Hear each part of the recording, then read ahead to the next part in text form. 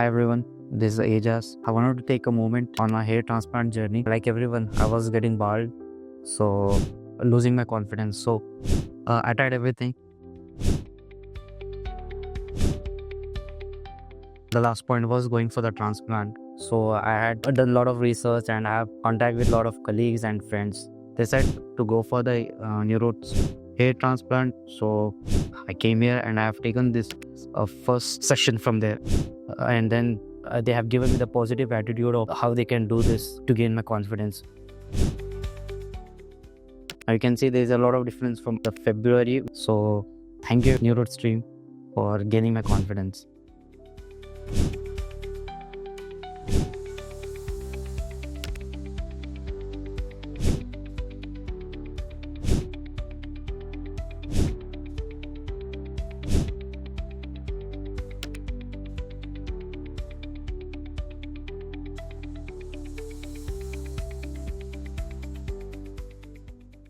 So I'll recommend you all, if you are having a hair transplant, have a visit Neuro's